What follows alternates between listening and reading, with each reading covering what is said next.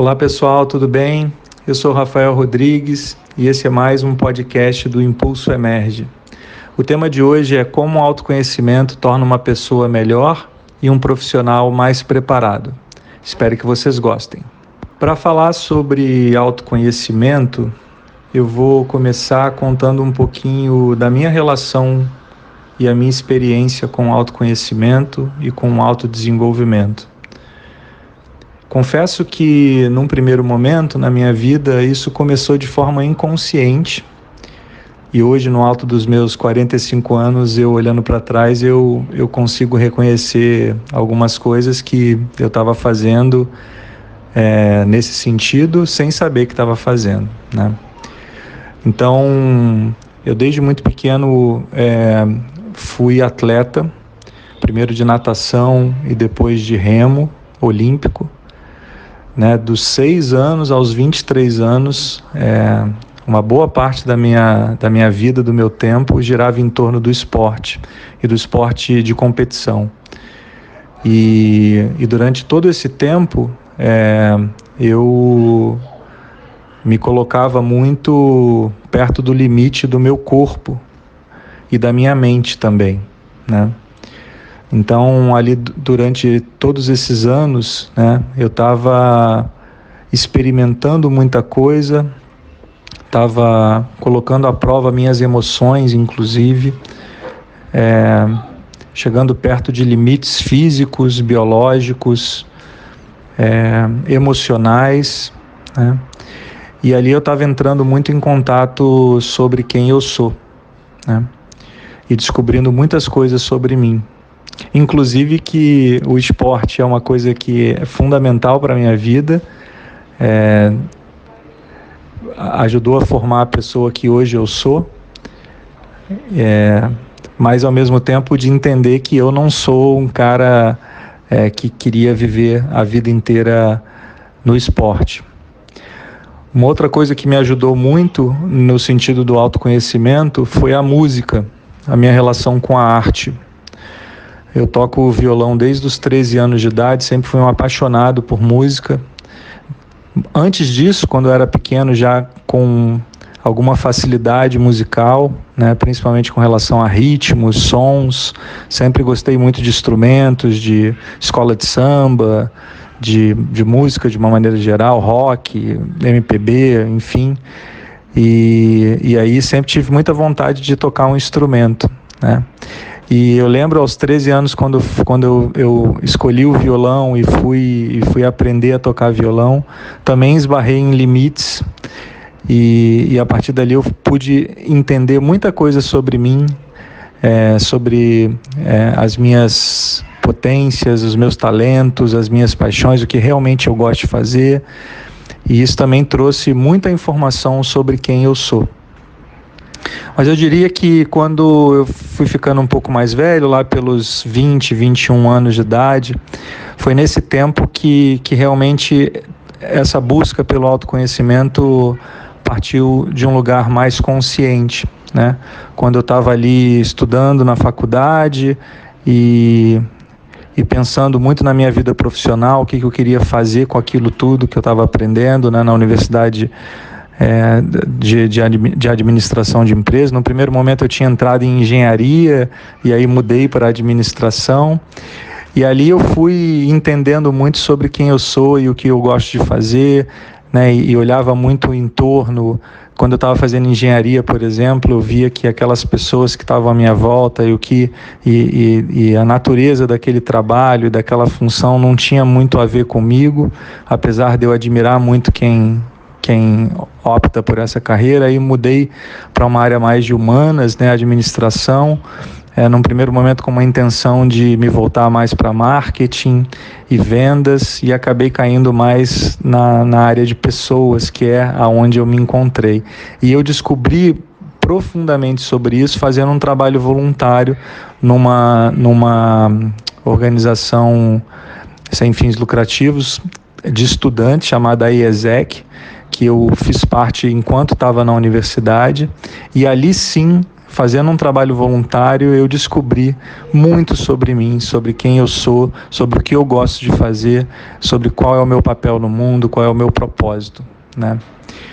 E então, aqui, lá pelos 20, 21 anos, ter descoberto isso foi muito importante para todos os passos que eu viria a dar a partir daí.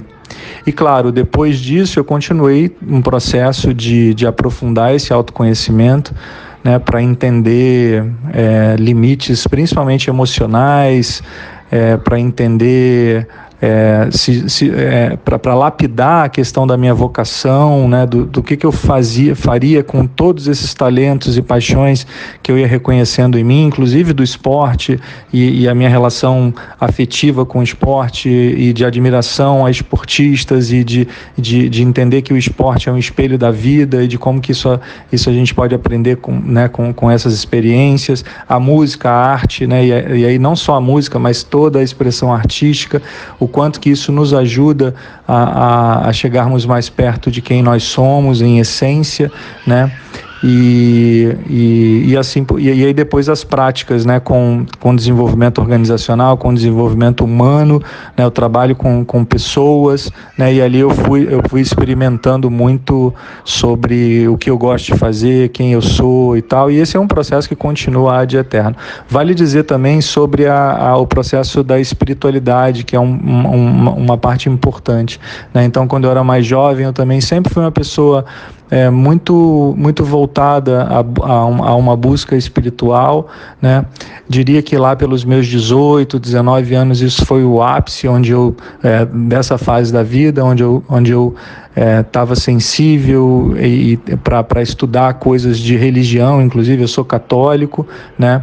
E independente disso, a religião ela me ajudou muito a entender um pouco as sutilezas da vida, quem eu sou, e teve uma fase importante que eu me afastei de tudo isso e eu diria que eu me desespiritualizei bastante e me materializei muito, né? Fiquei muito aterrado e isso me incomodou, trouxe um incômodo profundo, porque eu percebi que eu estava perdendo muita sensibilidade do viver e de perceber o mundo à minha volta e as pessoas e etc.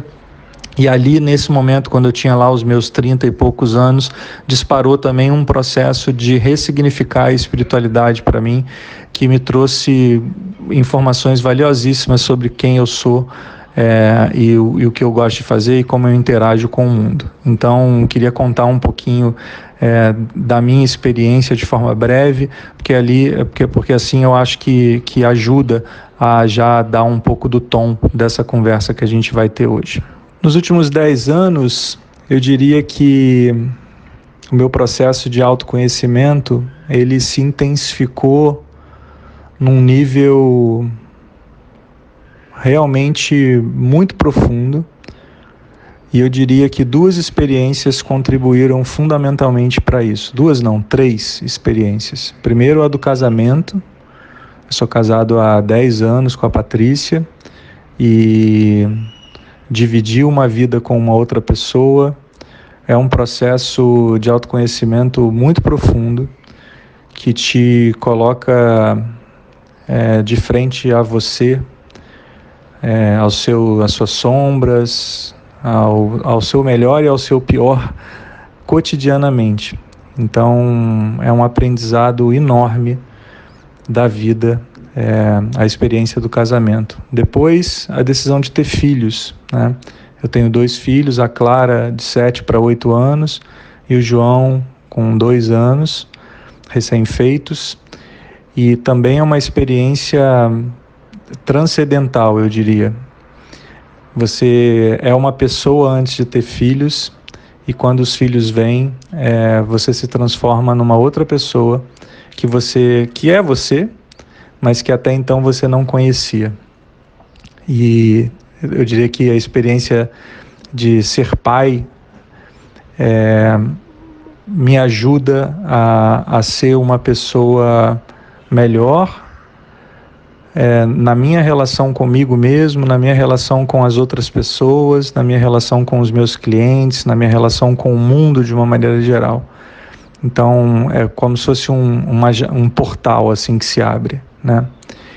E a terceira experiência que eu acho muito significativa também é a experiência de empreender, né? Então, desde que eu resolvi empreender, eu já tinha tido uma experiência no ano 2000, né, de 3 anos empreendendo, e aí teve um tempo sem fazer isso, e depois em 2012 eu decidi empreender novamente, e nesses últimos 8 anos tem sido uma aventura também que me coloca perto dos meus limites emocionais, me faz questionar o meu eu, a minha essência, a minha identidade o tempo inteiro, para ver se realmente essa identidade ela se fortalece ou ela se enfraquece a partir da dinâmica do trabalho, né, e de tudo que se propõe a fazer a partir das iniciativas que eu estou empreendendo, né?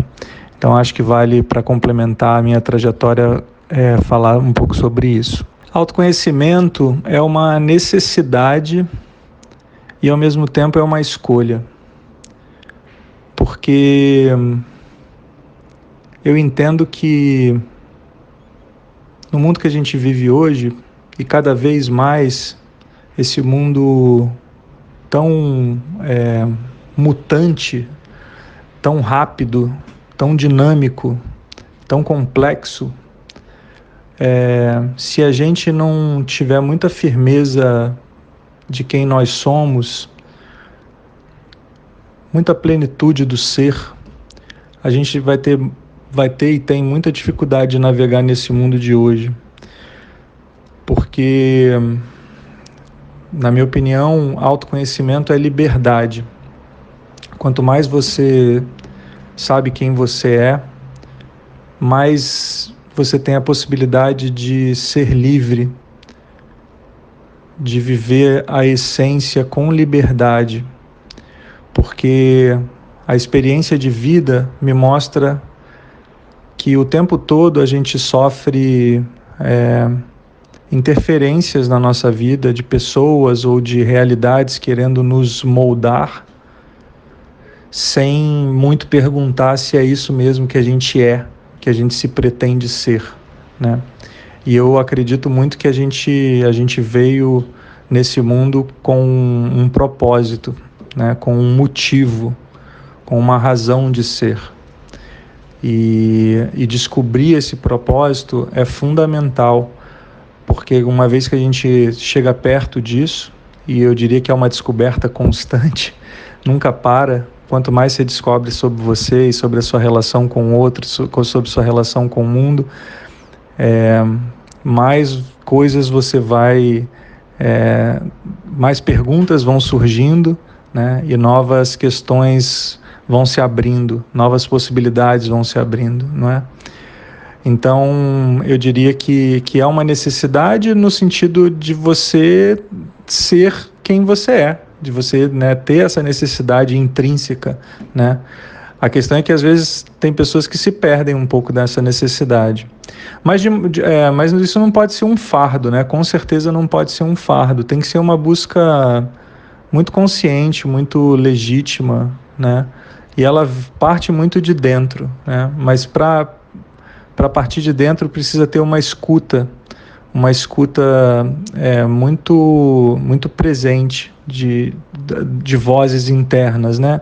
Do que o nosso coração está querendo nos dizer, do que o nosso corpo às vezes está querendo nos dizer, do que, enfim, as experiências que a gente está tendo, boas ou ruins, estão querendo nos dizer, né? Então a gente precisa estar atento para o que a vida vem nos mostrando ou vai nos mostrando, e a partir daí nos colocarmos de forma muito humilde, né, como aprendizes dessa vida, sob aprendizes de nós mesmos, aprendizes do mundo, né, para a gente poder conseguir ir desenvolvendo isso, né.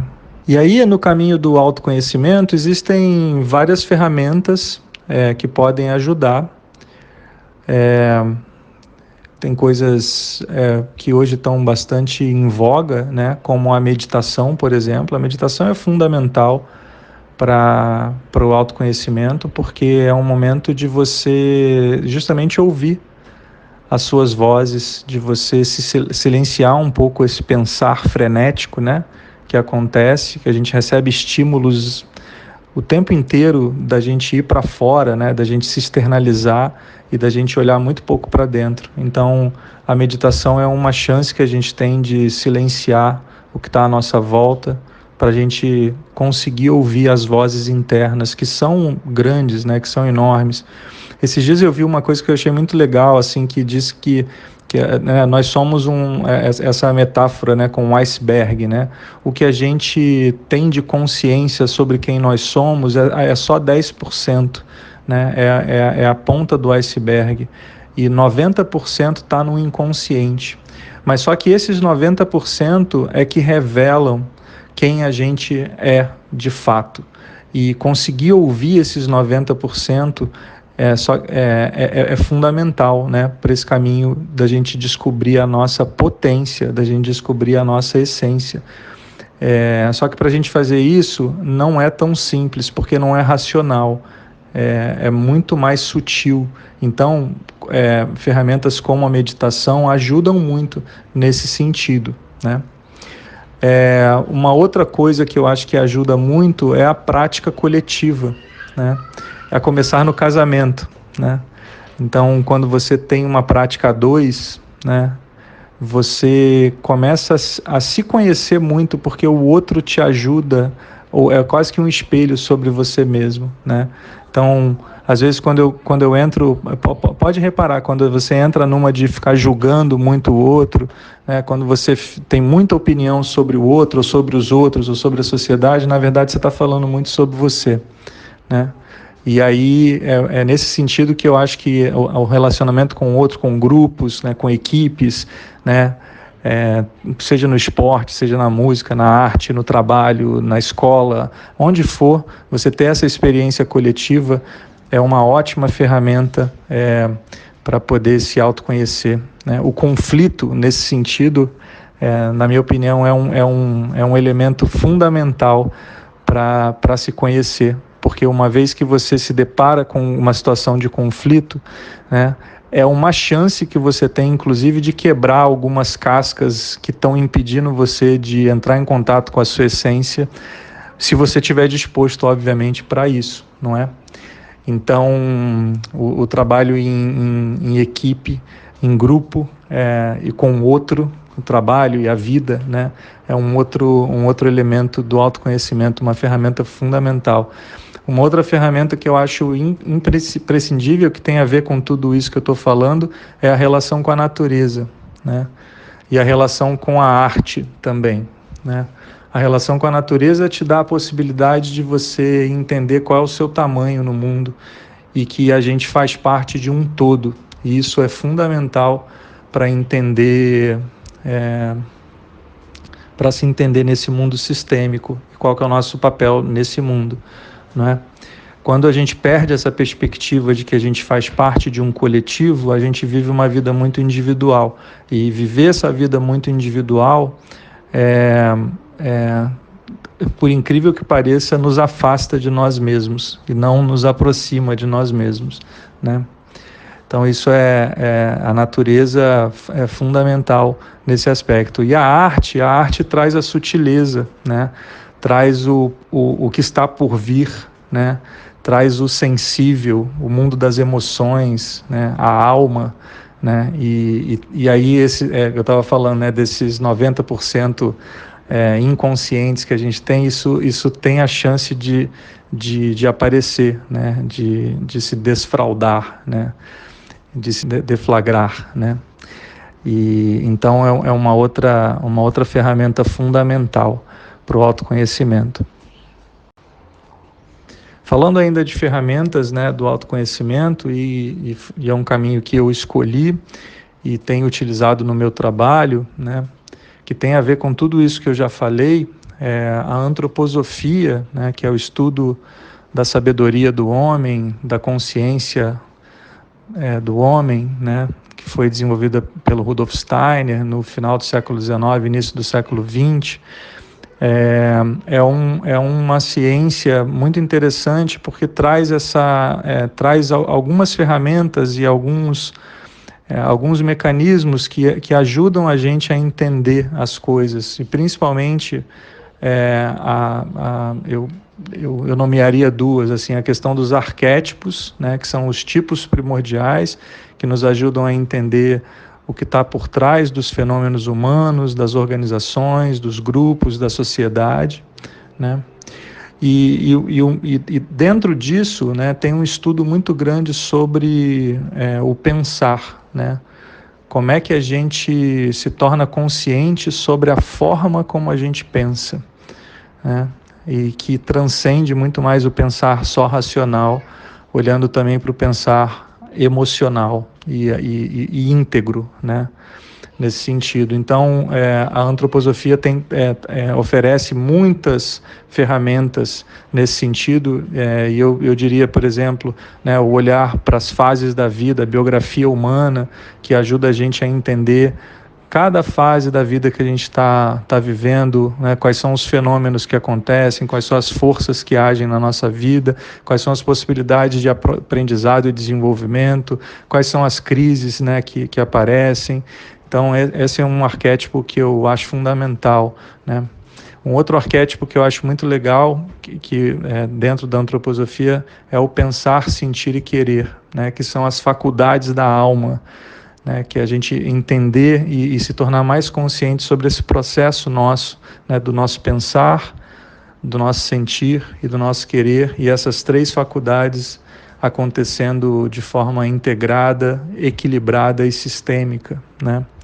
Então isso também ajuda bastante no trabalho com as pessoas, com as organizações, comigo, enfim. E um outro arquétipo que eu acho muito legal é de entender o ser humano em 4 níveis, né? Que é o corpo físico, o corpo biológico, o corpo emocional e o eu, né? Então cada um desses corpos, como se fossem cascas de cebola que integram quem nós somos, né? Também de forma integrada e sistêmica, né? Ajuda muito nesse processo de entender quais consciências eu tenho. Eu acho que na minha fala eu acabei descrevendo um pouco isso até, né? Consciência do corpo físico, consciência do corpo biológico, consciência do corpo emocional e consciência sobre a minha identidade, né? Então essas são algumas ferramentas muito interessantes no processo de autoconhecimento. E por último, que tem a ver com a relação com a natureza, com a espiritualidade, com a forma como eu vejo a vida e me vejo sem estar contaminado, né, pelos valores, pelas crenças que às vezes tornam as imagens um pouco turvas, né? Quando é a questão de entender a fenomenologia das coisas, né, que veio através de Goethe, que também é um outro desses pensadores admiráveis e que influenciam muito a forma como eu trabalho e como eu tenho buscado a questão do autoconhecimento. Então, essa coisa de você entender o fenômeno humano, de entender o fenômeno das coisas a partir da consciência do outro, a partir da consciência das coisas e não da minha própria consciência. Se colocar no lugar do outro, tentar entrar em contato com a energia do outro, ajuda muito a decifrar quem nós somos e quem o outro é, obviamente, por consequência, porque inclusive essa é uma dos grandes benefícios do autoconhecimento. Uma vez que você se conhece mais, você conhece mais o outro, porque você tem a chance de conhecer mais o outro, porque você abre espaço para isso, sem julgamentos, né, sem grandes... sem essa coisa turva, né, que às vezes muitos valores, muitas crenças acabam atrapalhando, não é? Nesse sentido. Para concluir, o processo de autoconhecimento, ele é um processo para a vida inteira. Não existem atalhos. Existem momentos certos para se olhar com profundidade a vida que já foi vivida e o que está por vir, para que o presente fique mais suave. Então, eu diria que o estado de presença e de atenção pleno sobre você mesmo, se ouvindo a todo instante, vai trazer essa calma e essa tranquilidade e essa continuidade no processo de autoconhecimento. Então, assim, não tem ansiedade, porque as coisas são como elas são, a vida precisa ser vivida e percebida, ao mesmo tempo, com consciência. A gente tem que ter muita consciência sobre o que a gente faz, porque a consciência traz responsabilidade sobre quem somos e sobre o que fazemos.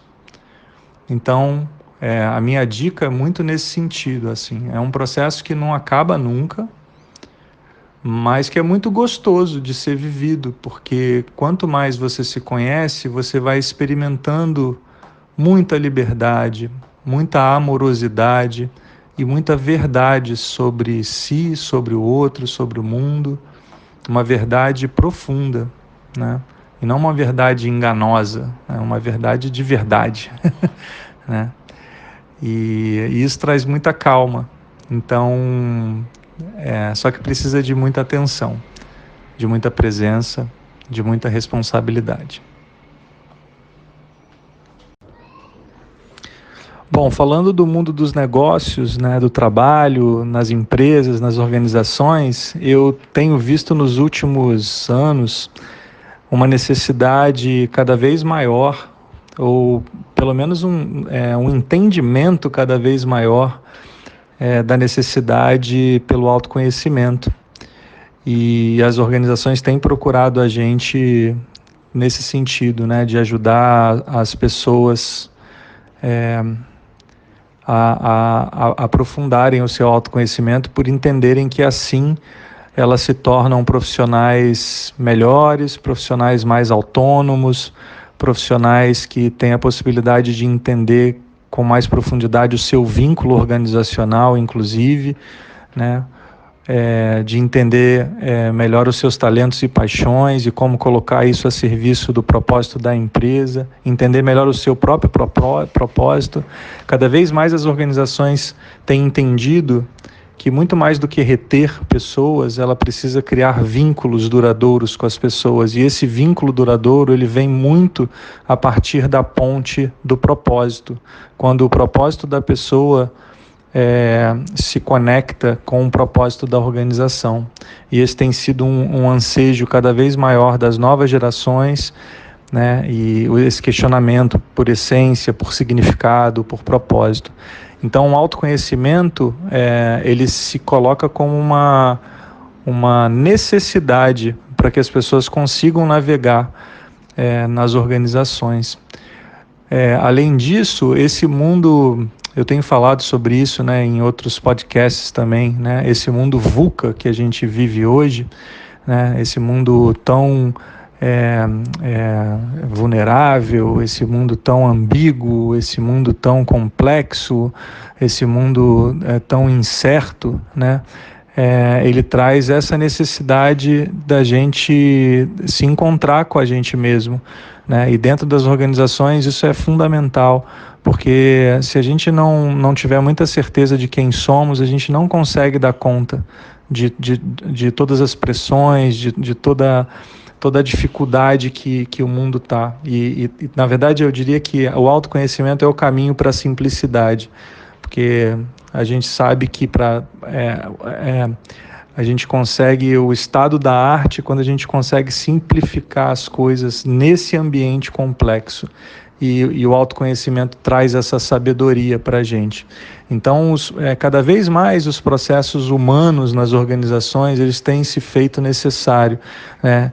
E é até interessante isso, porque a gente vive um tempo onde a tecnologia está bastante avançada, né? E a gente precisa aprender a usar a tecnologia porque está liberando tempo para a gente ser mais humano e a gente usar tudo de melhor que o ser humano tem, que é a sua capacidade de criatividade, a sua capacidade de inovar, a sua capacidade de ajudar o outro, né, de apoiar o outro, de entender as necessidades que estão à nossa volta.